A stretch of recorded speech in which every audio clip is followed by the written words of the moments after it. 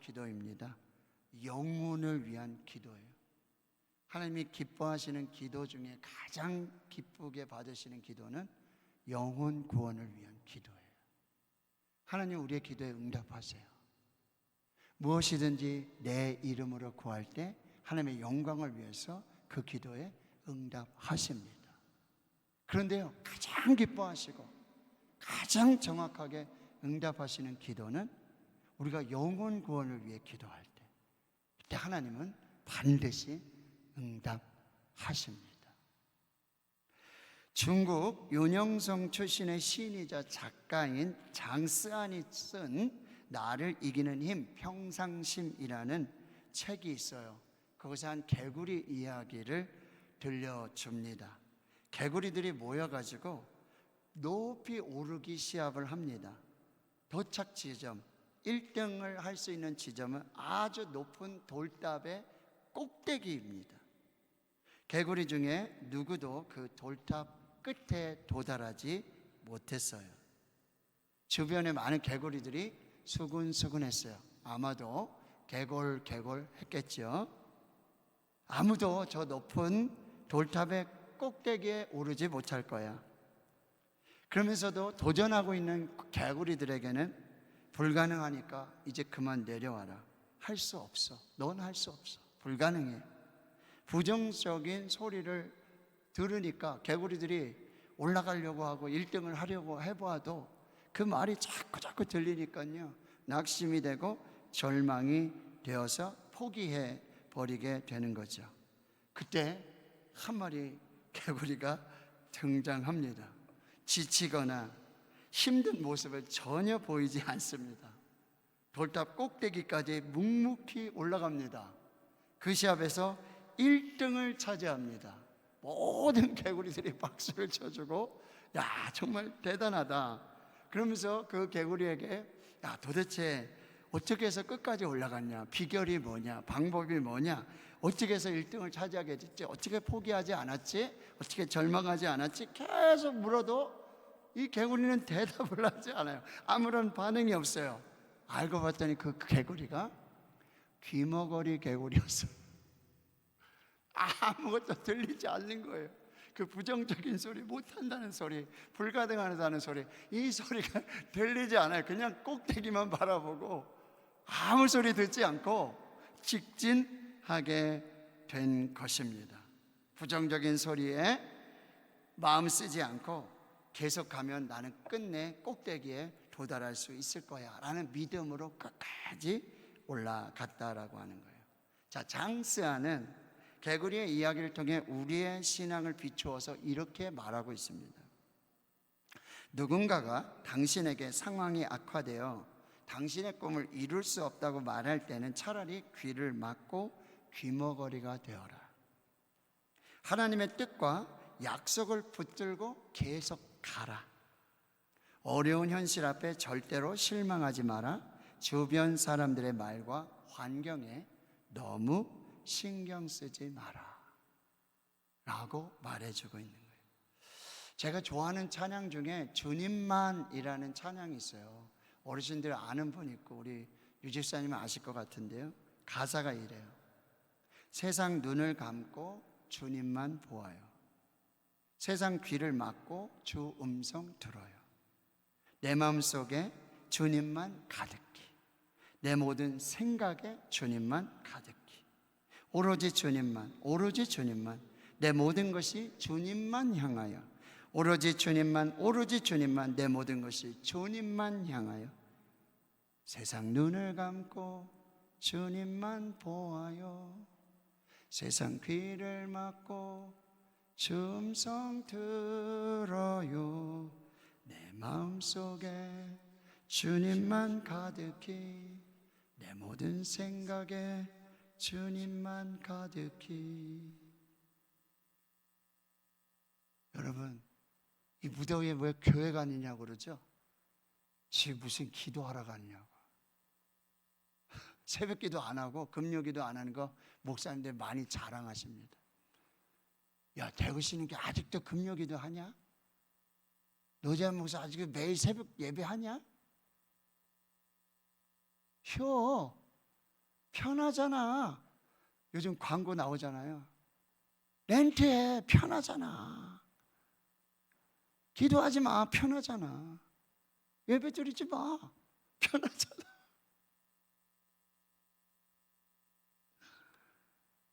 노재현 목사 요즘 전도 안 되는 시대 알잖아. 전도 안 되잖아. 전도는 안 되는 것이 아니라 안 하는 것이다. 하면 됩니다. 할 수 있습니다. 해 보십시다. 남들은요 기도 안 된다고 그래요. 기도해도 소용없다라고 얘기하죠. 자, 오늘 우리 주님만 보아요. 주의 음성만 들어요. 오로지 주님으로 채우고 주의 말씀 붙들고 나아가시는 여러분 될 수 있기를 주님의 이름으로 축원합니다. 오늘 우리는 주님만 예배합니다. 단 한 번의 예배도 결코 여러분 소홀히 하지 마십시오. 단 한 번의 예배가 우리의 인생을 바꿀 수 있습니다. 단 한 번의 예배로 우리의 영혼까지 바꿀 수 있습니다. 오늘 우리는 주님께만 기도합니다. 우리 기도는 결코 사라지지 않습니다. 우리 기도는 결코 실패하지 않습니다. 우리는 기도하고 하나님이 응답하십니다. 우리는 기도하고 하나님이 일하십니다. 이 무더위에도 저녁 8시만 되면 교회에 오시는 한 권사님이 있어요. 밤 8시만 되면 교회에 오시는 지팡이를 들으시고 후레쉬를 비추시고 이 더운데 선풍기 하나 켜지 않으시고 이 성전을 지키며 기도하는 분이 계시다고요. 제가 너무 부끄럽고 제가 너무 감사하고 하나님의 교회가 기도가 중단되지 않고 기도하는 사람의 발걸음이 끊어지지 않고 기도 소리가 사라지지 않는다. 하나님이 놀라운 역사를 이루어 주실 줄을 믿습니다. 오늘 본문의 말씀은 아브라함의 기도예요. 소돔과 고모라를 향한 하나님의 심판이 멸망이 통보되고 결정이 되었어요. 그게 하나님의 뜻이에요. 하나님의 계획입니다. 그런데 그 앞에 서서 여호와 앞에 서서 하나님께 가까이 나가 기도하는, 엎드려서 기도하는 한 사람이 있었어요. 아브라함의 중보기도예요. 여러분, 이 세상의 기도 중에 가장 고결하고 가장 순결하고 가장 아름다운 기도, 바로 영혼 구원을 위한 기도입니다.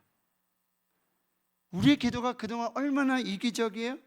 얼마나 자기 중심적이냐 말이죠.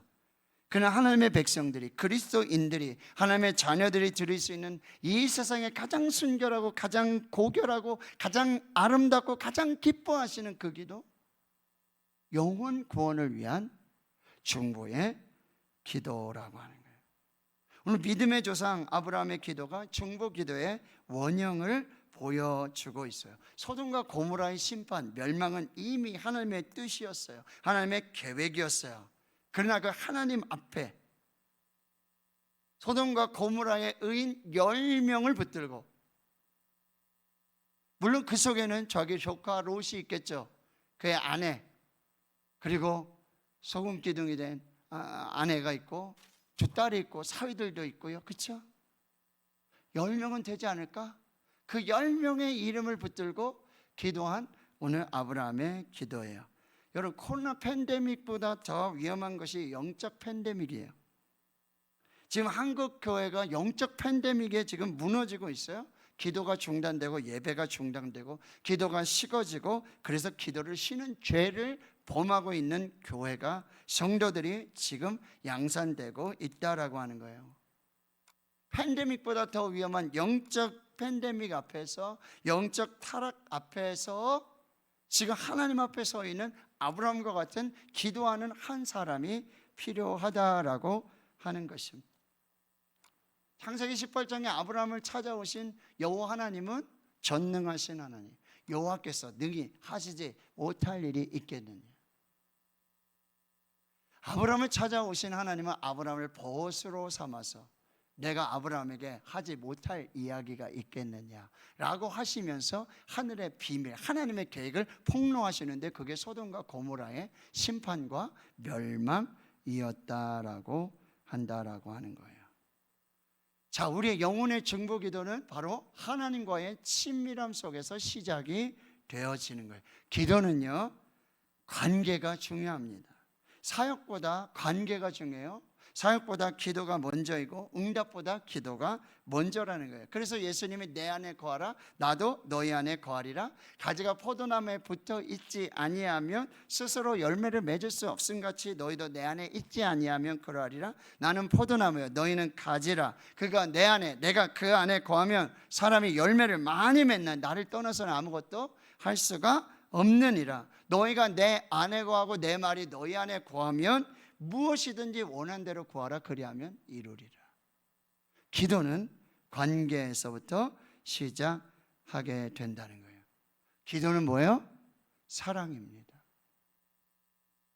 소돔과 고모라에 있는 이 왼수 조카 롯, 그를 사랑하는 사랑에서부터 기도가 시작되고 있어요. 사랑하면 기도합니다. 사랑하면 전도합니다. 사랑이 먼저입니다.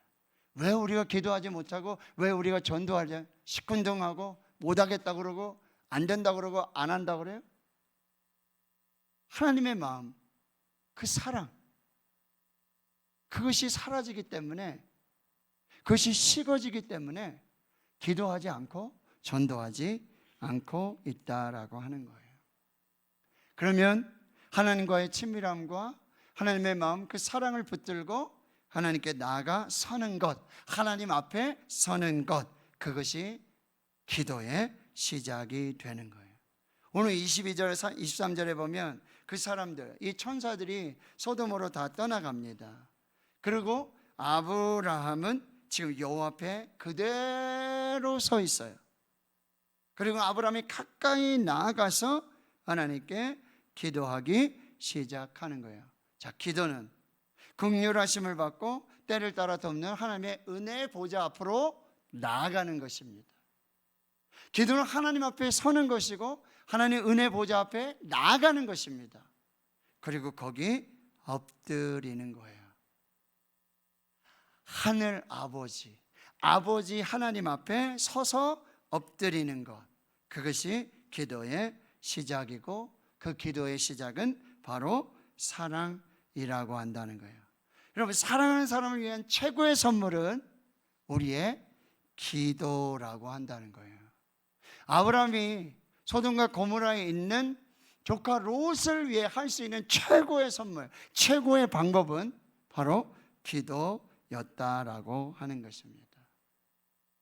그는 겸손하게 하나님 앞에 서요, 오늘 21절, 나는 티끌이나 재와 같사오나 감히 주께 아뢰나이다.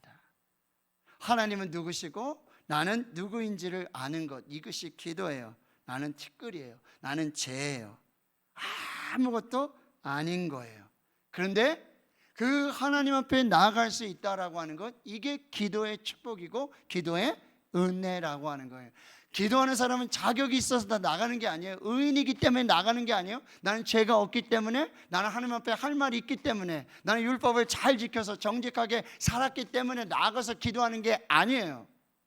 내가 죄인이니까, 내가 죽을 수밖에 없는 죄이니까, 나는 감히 티끌이고 나는 감히 재와 같기 때문에, 나는 아무것도 아닌데, 그런데 전능하신 하나님, 창조주 하나님, 완전하신 그 하나님 앞에 서는 거, 이게 기도예요. 이게 기도의 특권이고 기도의 은혜라는 거예요. 목사님, 저는 기도할 줄 몰라요. 저 같은 사람이 무슨 기도를 해요? 기도를 배운 적도 없는데요. 저는 기도를 못해요가 아니라, 내가 죄이고 내가 티끌이니까, 내가 아무것도 아니니까, 아무것도 나를 자녀 삼으시고 나에게 그 은혜와 축복을 주시는 하나님 앞에 나아가는 거, 그게 기도라고 한다라고 하는 거예요. 겸손하면 돼요. 오거스틴이 말하는 거예요. 첫째도 겸손이고 둘째도 겸손이고 셋째도 겸손이다. 토마스 아켄피스 그리스도로 본받아라는 책을 썼는데요, 하나님 앞에 기도하는 사람의 가장 중요한 자세는 겸손이다. 낮아짐, 엎드림, 그것이 중보 기도자의 가장 핵심이 되고 있다라고 하는 거예요. 예수님 하나님 앞에 무릎을 꿇고 엎드려 기도하셨습니다. 자, 위기 때 심판과 멸망의 그 하나님의 작정 앞에 살 수 있는 유일한 비결은 하나님 앞에 납작 엎드리는 다른 방법이 없다라고 하는 거예요. 엎드리는 거예요. 무조건 엎드려서 영적 위기를 돌파하고 그 폭풍이 지나가기까지 하나님 앞에 엎드리는 것, 이것이 기도예요. 그럼 아브라함은 어떤 기도를 드렸는가? 그 내용이 뭐냐? 하나님의 공의를 구하였어요. 23절에 아브라함이 가까이 나가 이르되 주께서 의인을 악인과 함께 멸하려 하시나이까? 어떻게 의인과 악인을 함께 멸하실 수 있습니까? 이건 하나님의 공의가 아닙니다 라고 하는 거죠. 24절에 그 성중에 의인 50명이 있을지라도 주께서 그것을 멸하시고 그 50 의인을 위하여 용서하지 아니하시리까? 이게 공의롭지 않으십니다. 정직하지 아니하십니다. 25절에 주께서 이같이 하사 의인을 악인과 같이 하심도 부당하니이다. 세상을 심판하시는 이가 정의를 행하실 것이 아니니까. 정의로우신 하나님, 공의를 행하신 하나님이 어찌 의인과 악인을 함께 멸하실 수 있겠습니까? 하나님 공의와 정의를 지켜주시옵소서. 두 번째는요, 하나님의 긍휼과 자비의 사랑을 구하고 있다라고 하는 거예요. 24절과 26절에 그 성중에 의인 50명이 있을지라도 주께서 그것을 멸하시고 그 50 의인을 위하여 용서하지 아니하시리까? 하나님, 의인이 50이 있다면, 45인이 있다면, 40인이 있고 30인이 있고 20인이 있고 10인이 있다면 하나님 긍휼과 자비와 사랑으로 용서해 주시옵소서. 이게 하나님의 마음이에요. 심판보다 멸망보다 책망보다 더 크신 하나님의 자비와 하나님의 사랑과 하나님의 긍휼, 그 하나님을 붙들고 아브라함이 기도하고요. 그리고 세 번째는요, 인내하고 끈질기게 기도하는 거예요. 50인, 45인, 40명, 30명, 20명, 10명, 여러분 끝까지 인내하며 끈질기게 하나님께 기도하는 거예요. 여러분 영혼 구원의 열매는요 쉽게 이루어지지 않아요. 아까 말씀드렸지만 하나님이 제일 기뻐하시는 기도 영혼 구원의 기도, 반드시 응답하시는 기도 영혼 구원의 기도. 그런데 가장 오래 걸리는 기도도 영혼 구원의 기도예요. 끝까지 기도한다는 거예요. 그런데 창세기 19장 29절에 이제 19장으로 넘어가 보면 하나님이 그 지역의 성을 멸하실 때, 그 롯이 거주하는 성을 멸하실 때 하나님이 아브라함을 생각하사 롯을 그 엎으시는 중에서 내보내시는 구원의 역사를 이루게 되는 거예요. 여러분 인내하며 끝까지 영혼 구원에 포기하지 말고 기도해야 하는 거예요. 북한을 탈북해서 중국으로 피신을 했는데 거기서 정말 하나님의 은혜로 교회를 만나고 목사님을 만나고, 그래서 이 청년이 예수 그리스도를 영접하고 복음을 듣고 구원을 얻게 된 거예요. 너무 감사한 거예요. 너무 감사한데 북한에 있는 어머니가 생각이 나는 거예요. 어머니에게 복음을 전해야 되겠다. 어머니를 내가 찾아가야 되겠다. 그래서 그 자유를 버리고 중국에서 다시 북한으로 들어가서 집을 찾아가서 어머니 앞에 서서 어머니 제가 북한을 떠나서 중국에 갔는데 거기서 교회를 만나고 목사님 만나고 복음을 듣고 제가 하나님의 자녀가 됐습니다. 제가 이 영생을 믿음을 내가 어머니께 이 소식을, 이 복된 소식을 전하지 않으면 안 되기 때문에 제가 다시 왔어요. 어머니 꼭 예수를 믿으십시오. 그리고 우리가 천국에서 영원히 함께 사십시다. 이게 복음을 전하고 그랬더니 어머니께 눈물이 쫙, 어머님이 펑펑 우시는 거예요. 아들아, 너의 아버지가 죽은 이유를 알겠니? 너희 아버지가 예수를 믿었기 때문에 발각이 돼서 총살을 당하고 네 아버지가 죽었다. 그 후로 나는 한마디 예수님 하나님 말씀 기도 한마디 소리 못하고 40년을 기도했다. 너의 구원을 위해 기도했다. 근데 오늘 하나님께서 너의 영혼을 구원하셨다. 기도에 응답하셨다. 아들과 어머니가 부여잡고 하나님 안에서 정말 사랑의 은혜를 나누게 되었다라고 하는 것이죠. 사랑하는 성도 여러분, 영혼 구원에 대한 기도. 여러분, 우리 지금 이름 적고 있지 않습니까? 목사님, 누구를 적어야 됩니까? 한 명도 어려운데 어떻게 5명을 적고 어떻게 합니까? 여러분, 최소 10명은 적으셔야 돼요. 10명의 영혼 구원을 위해서는 여러분 기도하셔야 돼요. 근데 하나님께 기도하고 씨를 뿌리면 하나님은 반드시 이루십니다. 반드시 역사하심을 여러분이 꼭 믿으시길 축원합니다. 그래서 우리가 영혼 구원을 위한 이 기도, 하나님 가장 기뻐하시는 그 기도, 반드시 응답하시는 그 기도, 그렇지만 인내도록 기도하기를 원하시는 그 기도, 오늘 여러분이 내게 맡겨주신 그 10명의 영혼, 그 영혼의 이름을 부르며 우리가 함께 기도하고 하나님의 역사를 이뤄나갈 수 있기를 주님의 이름으로 축원합니다. 하나님이 찾으시는 사람은 예배하는 사람, 하나님이 찾으시는 분은 중보자를 찾으세요. 영혼 구원을 위해 기도하는 한 영혼을 위해 기도하는 그 한 사람을 찾으세요. 모든 문제요 기도로 이길 수 있습니다. 사람으로 할 수 없지만 사람이 기도하면 하나님이 일하시고 하나님이 역사하십니다. 이것이 우리에게 맡겨주신 영혼을 위한 우리가 끝까지 마지막까지 기도해야 될 제목이고 사명이 되는 줄 믿습니다. 우리 기도로 그 영혼 살릴 수 있습니다. 우리의 기도로 그 영혼 천국의 백성 되게 할 수 있습니다. 우리의 기도로 하나님의 나라는 이루어집니다. 우리의 기도는 하나님의 뜻이 이루어집니다. 오늘 우리 함께 기도하면서 그 역사를 이루는 복된 은혜가 있기를 주님의 이름으로 축원합니다.